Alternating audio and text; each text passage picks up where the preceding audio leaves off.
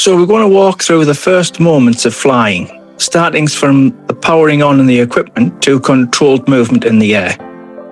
Every step is written from a beginner's point of view, focusing on what is physically to do with the drone, the grip motion controller and the goggles. Do not rush the process. Smooth, deliberate actions will build confidence and prevent mistakes. Starting the motors safely. Before starting the motors, confirm that all devices are powered on and connected in the correct order. The drone should be placed on a flat, open surface with no object nearby. Propellers must be clear of grass, fabric, cables or loose debris. Put the goggles on and check that you can see the live camera view. The image does not need to be perfectly framed yet, but should be stable and responsive when you move the drone slightly by hand. If the view freezes or shows a warning, do not continue. Resolve the issue before proceeding.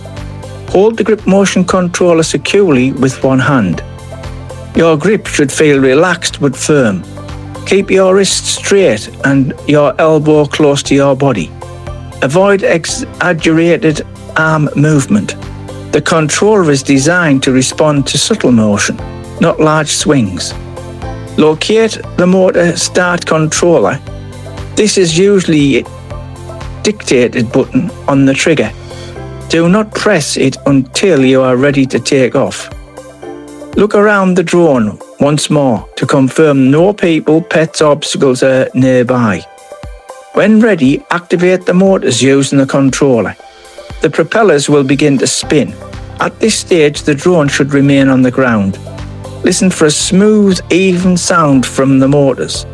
Even if you hear an irregular noise or uneven propeller motion, stop immediately and power down. Let the motor spin for a few seconds. This is a brief pause, allows you to confirm stability before lifting off. Lifting into a stable hover. Once the motors are running smoothly, prepare to lift the drone off the ground. Keep your eyes on both goggles in view of the physical drone. Do not rely on only one. Use the controller's lift or throttle input gently. The goal is not height, but the separation from the ground. Increase lift slowly until the drone rises a short distance, about knee height. As soon as the drone leaves the ground, stop increasing lift. Allow it to settle into a hover. Small vertical movement is normal. Do not change it with a constant input. Let the drone stabilize. If the drone drifts slightly, make small corrective movements using the controller. Avoid fast wrist motions. Short control adjustments work best. Keep the hover low for the first attempts. Staying close to the ground reduces the risk of mistakes. It's easy to land if needed.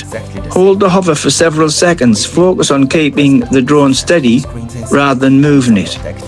This step builds up muscle memory and helps you understand how the controller responds. If at any point the drone feels unstable or unresponsive, reduce lift gently and allow it to land. Restart only after identifying the course. Motion-based movement and orientation.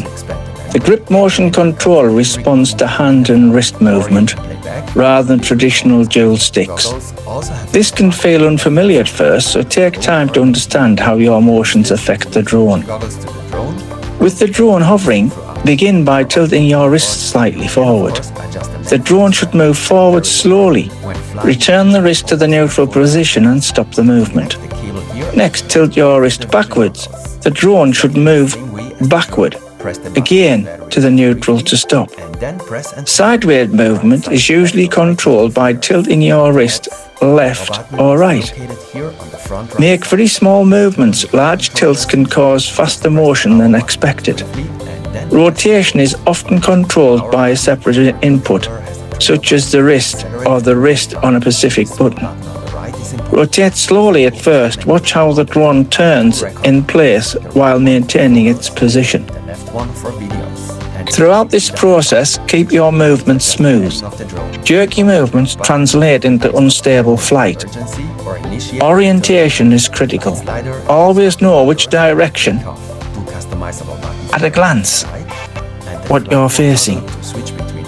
The camera view in the goggles helps, but also glance at the physical drone when possible. If the drone turns forward movement to your perspective may no longer match the forward movement from the drone's perspective. If you feel confused about orientation, stop all movement and allow the drone to hover. Reorientate yourself before continuing. Practicing forward, backwards and sideways and rotation.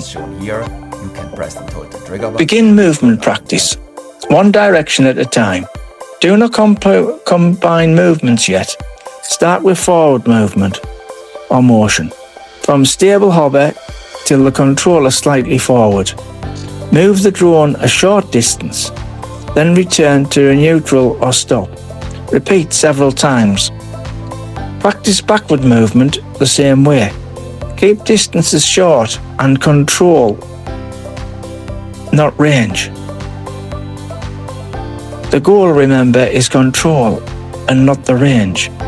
Next, practice sideways movement. Move left, stop, then move right. Watch how the drone slides while maintaining facing direction. After linear movements feel comfortable, practice rotation. Rotate the drone slowly in place. Stop the rotation clearly by returning the control to neutral. Once the movement feels predictable, begin combining simple actions. For example, move forward a short distance, stop, rotate slightly, then move forward again.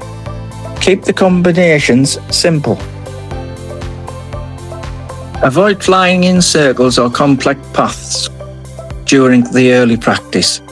Straight lines and clean stops are more useful for learning control. If the drone begins to drift or wobble, pause all movement and stabilize the hover before continuing. Take breaks if your hand feels tense. Fatigue can lead to overcorrection. Maintaining control and hover stability. Maintaining a stable hover is one of the most important beginner skills. It teaches restraint and precision. Keep your grip relaxed. Tension in your hand or arm causes exaggerated input. If you notice shaking, lower your drone and pause. Use the goggles to monitor altitude and position, but also check the drone's physical location in space. Peripheral awareness helps prevent drift into obstacles. If the drone drifts slowly, correct it gently. Avoid rapid back and forth movements. One small correction is usually enough. Wind can affect the hover stability. Even in light corrections, if you notice constant drift, land and reassess your environment. Beginners should practice in a calm air only. Pay attention to the battery indicators. As battery level drops, response may change significantly. If you notice reduced lift or delayed response, prepare to land. Practice hovering at different low heights. Start very low, then slightly higher. Once the height feels different, the learning both improves control. End practice sessions early rather than pushing until fatigue. Controlled flights build confidence faster and longer than stressful ones. The longer it goes on, the more stress you will feel.